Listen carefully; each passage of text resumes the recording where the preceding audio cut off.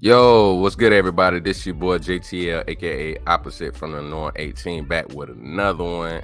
And it's crazy how somebody can say something after somebody passes away, but they can't say their name directly while they're alive because they know that person might be a bit of a problem if they get a chance to actually speak their mind as well.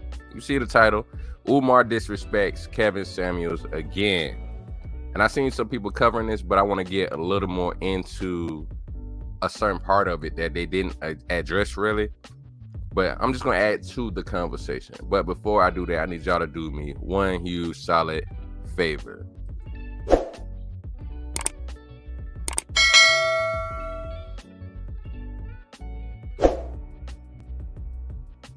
All right, let's get into what Umar has to say. I didn't support it at all. Okay. I thought it was divisive. I thought it was very Eurocentric in his approach to criticism. All right, so right there in the beginning, he said Eurocentric. And I get what he's saying because on certain parts, Kevin would talk about the facial structures of women and the way that they graded women. But this is the thing. A lot of women do that to themselves as well. I'm a 10. I'm a dime. A lot of women do that all the time. So if women didn't agree with that, why are you agreeing with it? He was wrong to say that, but women would say it anyways. And it's like it goes off face. It doesn't go off how you feel about yourself. You can say you feel excellent about yourself, feeling good, feeling great. You can say all that. But when we go to the rating system, it has nothing to do with what you feel like. And that's what Kevin would tell people. It's not what you feel, it's actually what it is. All right? Think his expectations for women were very superficial in terms of what was important. There was a heavy focus on how much you make and how good you look. All right. So let's get into that real quick. Kevin may have went off what women look, but he always said looks gets you in the door. Now, what else is going to keep you? And this was something he talked about high value man. He made no mistakes about it. He let it be known that's exactly what he's talking about. For the high value man out there that can get the creme de la creme of women, yeah, they go off looks first. All men, majority of men go off attraction before they go off anything else. Nobody's walking around with their hand over their eyes, at least in the West, because you got Muslim countries, they move differently. But nobody's walking around with their hands over their eyes, bumping into women and say, "Ooh, tell me a joke, make me laugh." Nobody's doing that. We're visual, and we know that. But the whole broke thing, the only time I heard Kevin address women about being broke is women who come up from modest beginnings. Their family didn't have money like that, especially their father or whatever. They're not around those circles. So what make you think you deserve a high value man? It's not saying just because you ain't got money. We man with money will get a woman from Burger King, and if she's great personality, he's attracted to her. Men don't care about that. But it's still being realistic. That's all he was saying. No woman is going to look good forever. No. They're going to get pregnant. They're going to get older. To me, telling women that you are too fat or too small or too broke, and that's the reason why you don't have a man, that is psychopathological and it is destructive to our community. I did not agree with. So once again, he never made it seem like you're gonna be beautiful forever. That's another lie. This is why people actually have to watch these videos before they start running their mouth about Kevin. Kevin always talked about it. You're not gonna stay fine and beautiful forever. Now you can of course work on yourself, try to keep yourself up, but that don't mean you're gonna stay the same as you always was at 20. But you're not gonna be of course you're not gonna be the same 20 versus 40. You're not gonna be the same, but you still can stay in shape. You still can keep yourself up from breaking down. That's a good thing. But he always talked about it's more about the personality. What do you bring to the table? What do you bring to that man that you say you want? Kevin even spoke about the women that try to act like, well, even though she's average, she's above an average man. He even spoke about average man deserving better. Our families worked together. Our grandparents and great grandparents worked together. It wasn't about, oh, you didn't make enough for me. You don't deserve me at my best. Wait till I get 45 with 4 or 5 kids and 3 baby daddies, then you deserve me. Kevin was like, hell no, that's not fair for the average man. But this whole broke bullshit, I want to show y'all something. Because people get away with just saying whatever they want to say about the brother, but they never really go to his video. So let me show y'all something. Since Umar want to say what Kevin said, right? How about we actually go to the horse's mouth? Many women who just because they went to college figure about it raises their value, especially this group. I'm a PhD. I had my ladies focus group the other day, and the themes continue to kind of play out, interesting conversation, interesting questions. But one thing over and over, I'm not going to settle. I became this woman over here, therefore I deserve this man over here. Well, ladies, like I tell every one of you, men don't care about what you have. We care about who you are.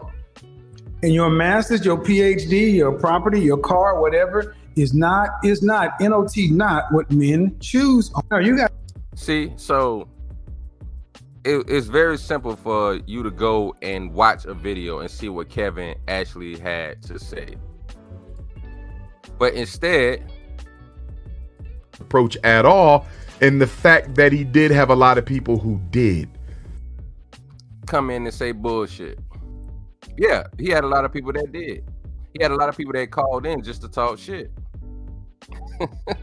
He had a lot of people that called in just to talk shit. That's what entertainment factor came in. So, and Umar, for him to sit there and act as if he's perfect. So unless Umar co-signs somebody, you mean to tell me that we shouldn't listen to him unless Umar co-signs? And I interviewed Umar before. He came down to my city, came down to St. Pete, did a couple of days of engagement with the people.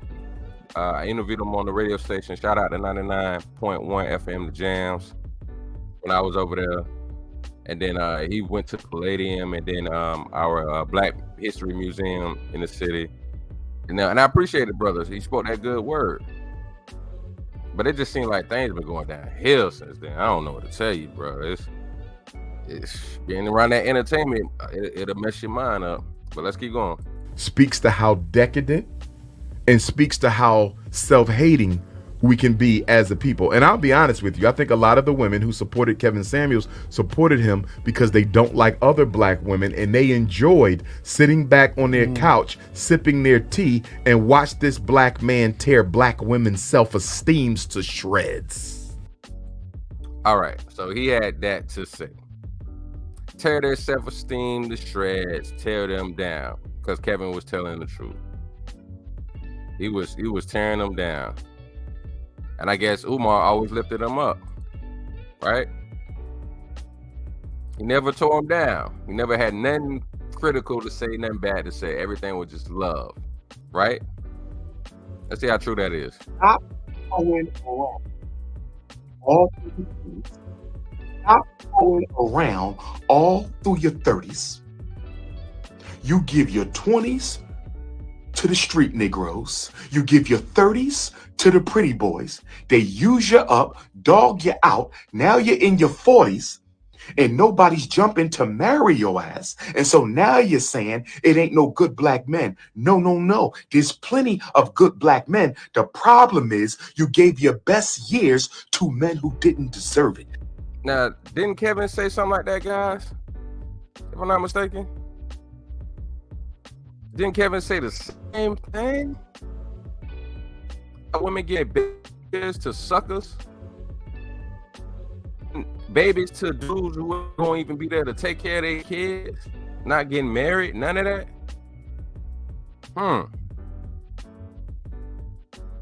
But I guess it's okay for him to say these things, but Kevin was wrong. All right.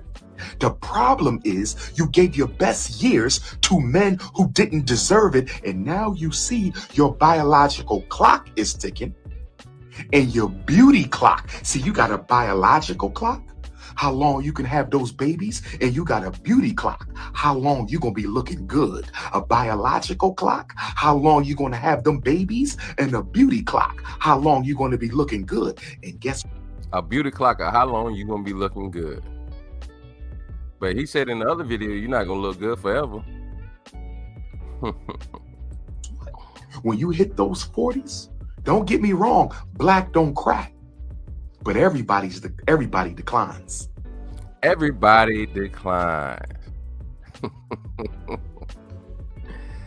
You can't make this shit up. You can't make this shit up.